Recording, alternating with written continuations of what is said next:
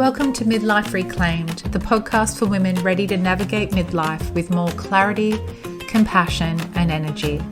I'm Shannon A. Swales, psychologist, writer, doggy mama, and midlife woman walking this path alongside you. Twice a month, we explore real stories, expert insights, and practical tools to help you move through chronic stress, overwhelm, and burnout so you can reclaim your voice, your boundaries, and your joy. Please remember what you hear here is general information, not a substitute for personal therapy. This isn't about midlife crisis, it's about midlife reclamation. So let's begin.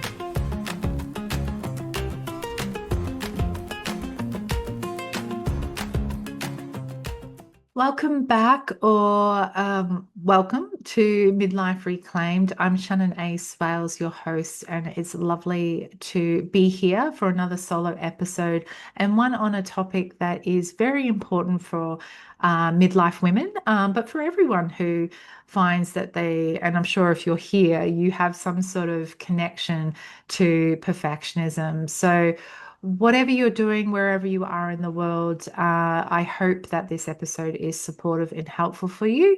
And yeah, well, let's get into it. So why talk about perfectionism and why now? This is a really important place to start. I want to talk about perfectionism because so many midlife women that I work with, whether inside the community, Midlife Reclaimed, or my one-on-one therapy sessions, find that they struggle with this and it has a big impact on their health and well-being and their lives. Perfectionism often hides behind words like responsible, capable, the person we can turn to, the reliable one. Sound familiar? And in midlife, our energy starts to shift, our bodies change, and our roles do as well. And this way of living, this perfectionist way, starts to carry a heavy burden. So, this episode is not about fixing yourself, and it's definitely not about lowering your standards. It's about loosening those impossible ones that rob you of joy, drain you of your energy and zest for life. So let's look at what perfectionism really is. It is the unrelenting, impossible pursuit of standards that sit in rigid expectations and also are met with your worth based on meeting these impossible, rigid standards and expectations. It shows up in constant shoulds and musts. So thoughts such as, I should be able to do everything on my list. Everybody else can. I must be liked by people I meet. I should have my shit together by my 40s. I must be the best party hostess possible. Like, it's not just our thoughts, but it can be when we speak as well that they're showing up as well. And the problem is these shoulds, these musts, they are impossible. That it's a standard that we can't meet, not all the time. I think it's important to note perfection is not necessarily about being perfect. It's about things never being just enough, just the way they are, whether that's yourself, whether that's others, whether it's a situation that it's never just enough. It's always needs to be better. It's that standard, it's that expectation that is impossible and rigid. And really, I feel is the worst part that your worth is based on meeting that. So nothing is ever enough. Yeah. Let's look at where perfectionism shows up or how it does, because often it's pretty sneaky and it can show up in different facets of our lives. And it doesn't have to be everywhere as well. Usually does kind of, if you're someone who has this way of being, perfectionism, that it will often show up in different areas of your life. But let's have a look, because it can be another way to be able to notice perfectionism when it's around.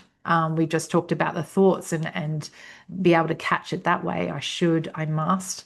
That's a way to notice that, okay, perfectionism is going on here. But another way is in our behaviors. So at work, it can look like struggling to delegate work to others, doing it all ourselves.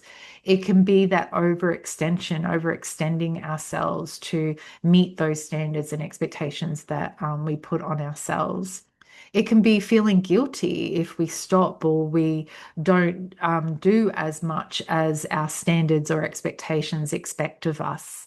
And it can even feel like constantly being behind or not achieving because, again, impossible standard. In relationships, it can be the person who's in control and doing all of the mental and emotional load, so the organizer. It can show up in relationships where your needs are being put last. It can look like struggling to ask for help. And it can look like being responsible for how other people feel. So it can even show up in taking care of ourselves, and that can look like doing it properly, like optimizing every situation, like overextending ourselves again with the therapeutic tasks or the care tasks. It might be that real output focus that, if I meet those expectations that are rigid and those unrelenting standards, then I've done a good job, that then I can reward myself. I'm worthy. And it can even show up in our decision making, the overthinking. It can look like second guessing our decisions, and it can even getting stuck in making decisions as well, sort of looking for that certainty that everything's going to be okay. I'm going to be able to meet that standard or meet that expectation. Everything will be okay. So, a question to ask or to reflect on yourself is, where does perfectionism show up and how? What does it look like? So, not just those thoughts and maybe thinking about that too, those shoulds and musts, but also those behaviors and where it shows up. I'm just going to pause here for a moment to share something with you. If you'd like to keep up to date with what I'm working on in the world of midlife and burnout, I invite you to join my mailing list. It's where I share updates on the resources, events, and services I offer to help you navigate midlife stress, overwhelm, and burnout with more ease and clarity. As a thank you, you'll receive my free guided journal, Journaling as a Way Back to Yourself, a gentle, at your own pace, reflective practice to slow down, listen inward, and reconnect with what matters most. You'll also get a couple of extra resources to support you in your inbox after your journal arrives. You can sign up via the link in the show notes or at shannonaswales.com/subscribe. So now back to the episode. Let's look now as why perfectionism is so closely linked with burnout. One of the main reasons is perfectionism puts us in this constant state of output, constant state of production. And whilst production is great, and perfectionism can get us producing some pretty good things, I don't think I would have become a psychologist if it wasn't for my perfectionism that helped me, meet some really, really hard standards in the industry. But that it being constantly in that state of output in production, it creates a lot of stress on our body that it's not designed for, to be in a constant state of output. Our bodies are designed to do that, but also be in rest and digest and connect. It needs both to be able to operate optimally for a sustainable amount of time. So eventually, because there's always things to meet, right? The standards and expectations are unrelenting, remember, and rigid. So that constant state of output will eventually drain our system and can create burnout, which is a chronic stress syndrome. And we know from the research on burnout that one of the individual leading causes is perfectionism. So the science has certainly concluded that as well. So as just to bring this home a little bit, perfectionism doesn't allow for that natural human rhythm of, being able to, it puts us in a constant state of keeping going, try harder, do better.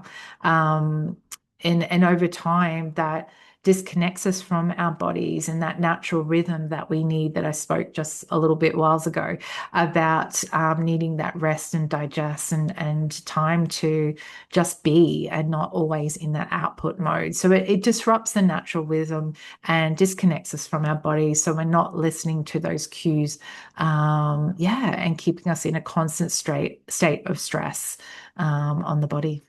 Now, something I want to mention here, because when we're in a constant state of stress, that elevation of output, that it shows up in our bodies, like when we're activated, when we're doing, but we're doing chronically and not ever having a break.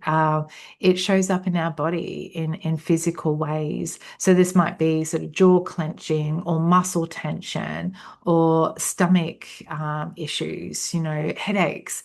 So when perfectionism has a grip on us and creating that constant state of output and raise autonomic nervous system, so our fight and flight, we're continuing output, output, output. It shows up in our body. So it's good to listen to that and notice. So reflect a little bit about, yeah, how does perfectionism, when she's got her grip constantly, show up in your body? No, I want to turn to, it's good to pay attention. We already have, but paying attention to the perfectionist voice. So we spoke earlier about the thoughts, the how she shows up in I should, I must. It's good to pay attention to the perfectionist voice, because how we speak to ourselves affects how we feel as well. So that stress response too contributes to it. So getting to know her voice, and not just what she's saying, but how she's saying it as well. Now, I just want to make a little side note. I'm saying she right now. The way I often work with perfectionism, or do work perfectionism with myself and others, is treating it like a separate part of us, because it's not all of us. It's not who we are. It's not our identity. It's something we experience, and for some of us experience quite regularly. But it's not something that does have to lead. We can let go of, loosen our grip. So treating it like a separate part, like almost humanizing it, she, is a way that you may choose to deal with her. But if you hear me saying she, that's just me moving into that. So she has a voice, she speaks. And she can speak in that way of, like, mine was like, especially when I didn't meet expectations, quite cruel. Like,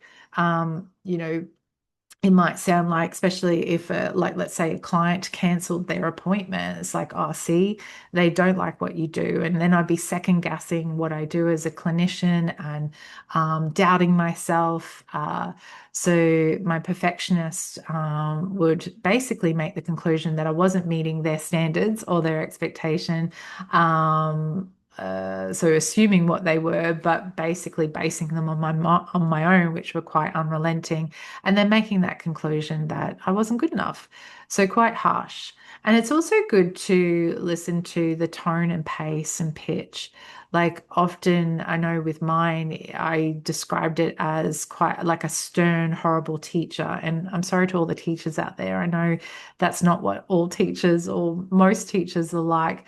But I had one particular teacher in my life that was very shaping of my perfectionist, and they were very, very harsh, had unrelenting standards, high expectations, and that certainly didn't help me at an impressionable age. So, yeah, so mine has quite a harsh teacher voice, or that teacher voice. But good to pay attention to your own, to notice how it speaks to you. And doing this is more to notice the impacts, like, and to really slow down and notice how it operates, how this part of you operates, to really see the damage it's doing, the nuances, to then be able to have that willingness and that want to loosen your grip from her, because, well, she's in the end harmful. But another important thing to also look at is, not just that voice and how, her tone, pitch, and pace, but also asking, or if you're treating it like a part, like I do, humanizing, asking why she is the way she is, or what is she trying to do for you? What's her intent? Or if you're someone who doesn't like the humanizing, it might be, what's behind the perfectionist? What's driving it? What's besides these expectations and standards? What's going on here? I just want to make a note at the moment that I have a feeling my perfectionist is showing up as I do this episode right now because I've done quite a lot of takes and I keep going, oh, okay, I've got to redo the whole thing because it's not good enough. And I have a feeling, and I'm just checking in at the moment, what standards am I putting on myself at the moment? And are they impossible? And is it rigid? And can I just let this be good enough? And I think I can. Because I think I'm expecting this to be polished and articulate and accurate, and because then you'll like this episode. And seriously, I think it's easier for me and more helpful for me to just let it be what it is and more real as well. Anyway, I thought I'd disclose that because I was about to hit stop and redo it all again, but eh, let's just keep going with this imperfectly perfect episode on perfection. So, what I was getting to was just about really understanding what's behind the perfectionism. What's her intent? What is she protecting you from? Because remember, I was mentioning earlier that perfectionism is focused on output, and that output being based on your worth as well, meeting those expectations. So you're in that stress state, that fight, flight, autonomic nervous system arousal. So often when we're in that system, we're protecting ourselves from something. So ask yourself, what is this perfectionism protecting you from? And often the keys are in those expectations and standards as well. And it might just come down to that worth part. We all like to feel worthy. And if our worth is based on those achievements, and in my case, being liked, that we're going to keep overextending ourselves, overdoing, like me with continuing um, redoing this episode till it's met those unrelenting standards and rigid expectations, because then I'll feel worthy enough as someone talking about perfectionism. Yeah.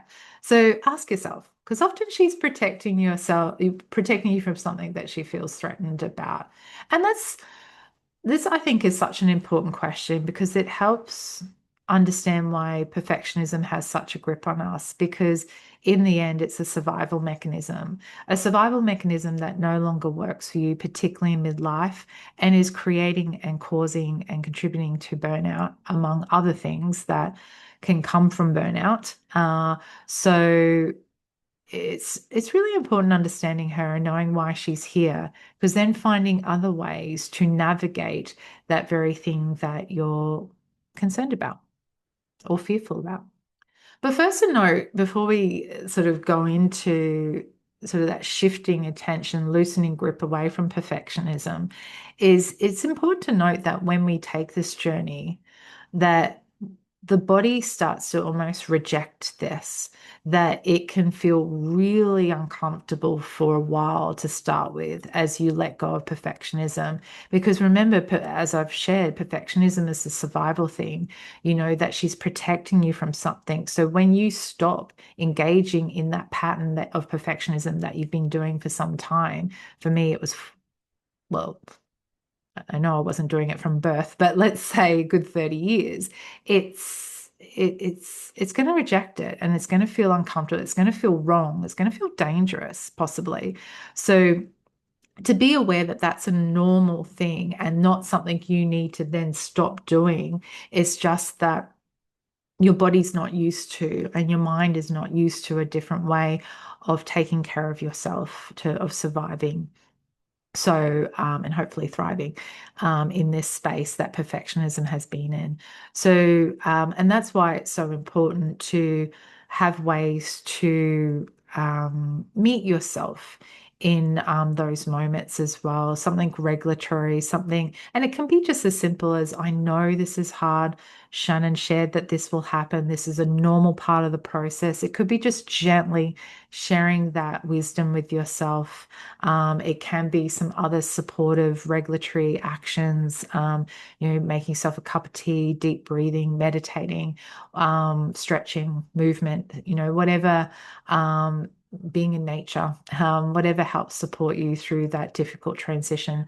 But sometimes it's enough just to know that it's normal, it's valid, it's okay, it will pass.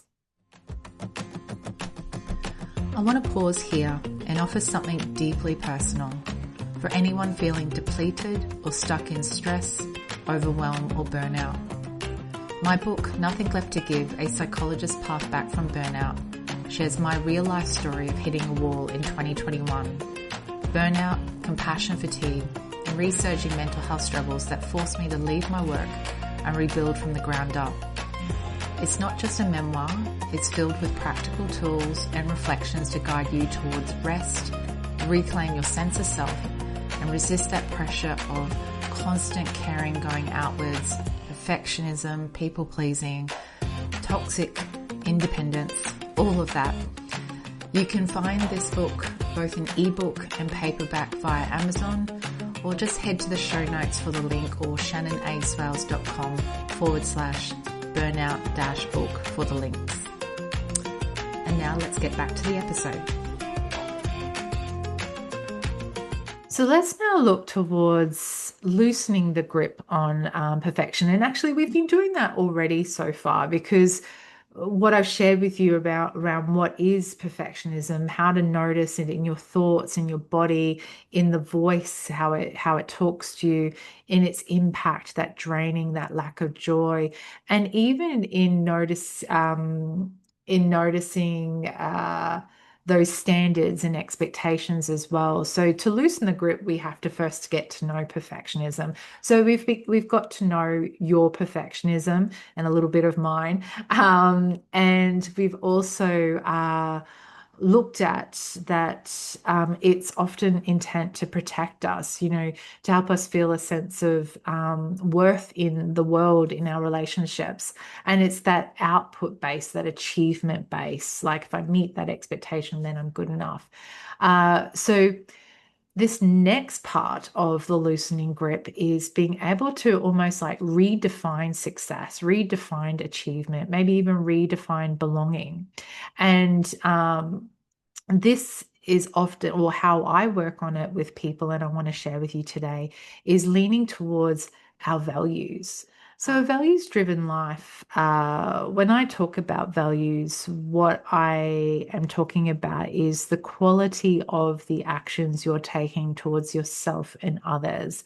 So, in my example of my perfectionist grip, or one of my perfectionist grip, that need to be liked in order to feel a sense of worthiness in relationships, whether professional or personal. So I needed to achieve that being liked by others. That with values, because values, we turn away from the output, the outcome, because often the output and outcome is not in our direct control. Particularly in my example, not, right? But often it's not. We can take actions that move towards that outcome, but the outcome has a lot of other variables at play that we're not in control of. So values focuses more on the intention, the qualities of those actions we're taking. So in my example, the values are to, often, like, one that I'm thinking about is care intent. So when I, both professionally but also personally, one of the values I like to lead with is care.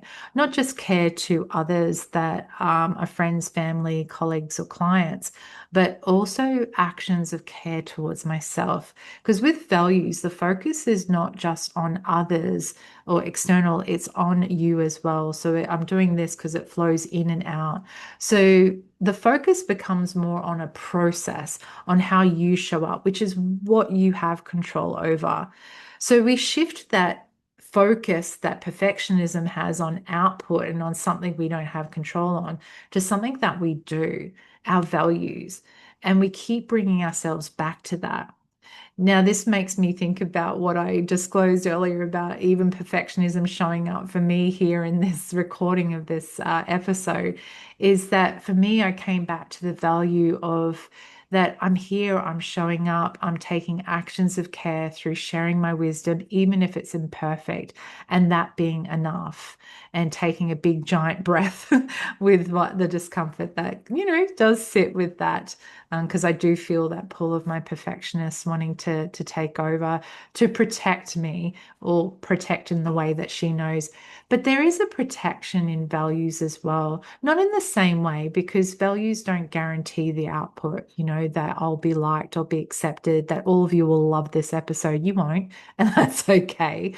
Um, but it's protection in terms of that energy, that if I give over to the perfectionist again, I know where that leads. I've been burnt out, and perfectionism was a big part of it. That I no longer, I remember values are both ways. I choose to care for me, that I matter as well. And so, yeah, it is enough for it to be whatever it will end up being, which I know that that what I often share just through experience ends up landing for someone out there or parts of it, so it's good enough. But like, so values, now that can be, values can be a hard thing to identify, and I've done a whole workshop around it and things, and it's something that we go over and over again inside the community and my one-on-one work. But there's a lot of exercises you can Google: acceptance commitment therapy values exercise, and really delve into it. But that's where to loosen our grip of perfectionism, that would be the next step, to really look at your values. A good way to tap into your values is just to reflect on the question, what brings richness, meaning, and vitality to my life? Maybe imagining, or not imagining, going back to a memory where you felt a sense of richness, maybe a sense of purpose or meaning. And in that memory, noticing how you were acting, what you were doing, what you were saying, like what were those qualities or intentions that of that time that was, there. Like it might be, it might have been freedom, or it might have been playfulness, or it might have been caring. It might have been creativity. Like just going back to, sometimes they call it the sweet spot, or like a sweet memory, and noticing ourselves and what we're doing and saying who was there and what was the context and the situation, but how you were showing up. That sometimes can be helpful to tap into your values. But like I said, do a Google search. There's lots of exercises on values. Make sure, like I recommend acceptance commitment therapy. They've got some great available free tools, to check out. So to recap, awareness is key. So catching this perfectionist in its act uh, is important. So really getting to personify, know your perfectionist, to also recognize that starting to loosen your grip on her, it's going to feel uncomfortable to start with, and that's okay. This is normal and natural progression. It's not something that you need to then stop doing. And maybe you might need some regulatory actions like deep breathing, or some other soothing actions to support you through that transition. Or maybe it's enough just to say, yep, this isn't, Shannon mentioned that this is normal, this is natural, it's okay. And that third step, to shift from that output of perfectionism to values, to really know what you're wanting to stand for. And those values can shape how then that you act, and rather than acting on the perfectionism, acting on your values that both come into yourself and also to others as well. Uh, yeah. So let's have a look at like one small step that you can engage in that might help you towards loosening that grip on perfectionism. So let's just pick one perfectionist behavior, maybe that as you've gone through this episode that has come up with you for you. So it might be one area, one action.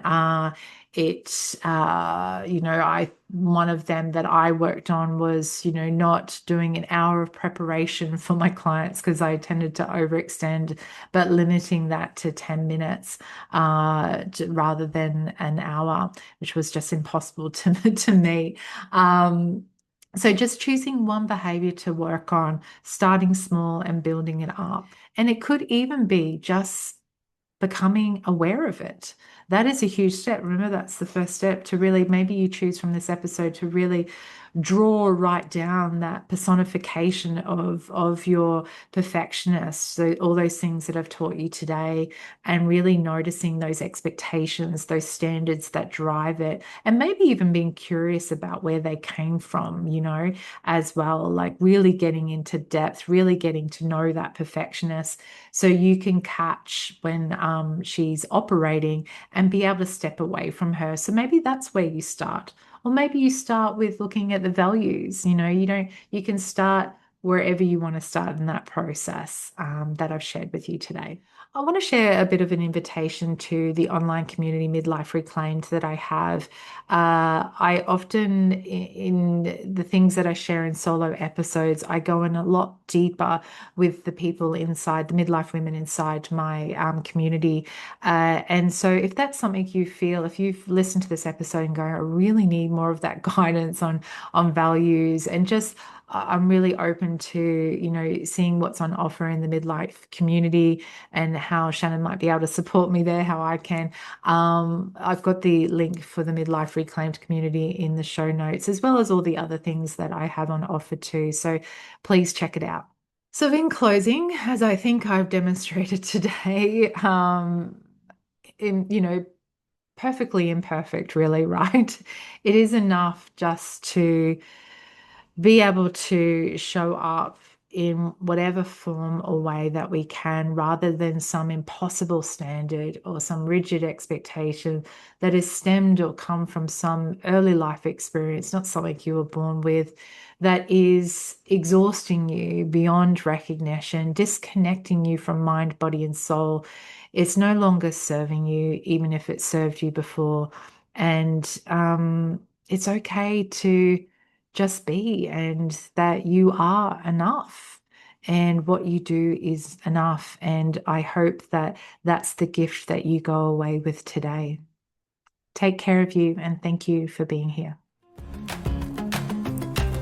Thanks for listening to Midlife Reclaimed. I hope today's conversation has reminded you that you are not alone and that change is possible even in the busiest seasons of life. If you enjoyed this episode, please follow, rate, or review the podcast and share it with another midlife woman who might need it. For more resources on navigating midlife stress, overwhelm, and burnout, along with reflective writing prompts and community connection, visit shannonaswales.com. You can also watch full episodes on YouTube at Midlife Reclaimed. Remember, you have permission to slow down, to rest, and to reclaim what matters most. See you again soon.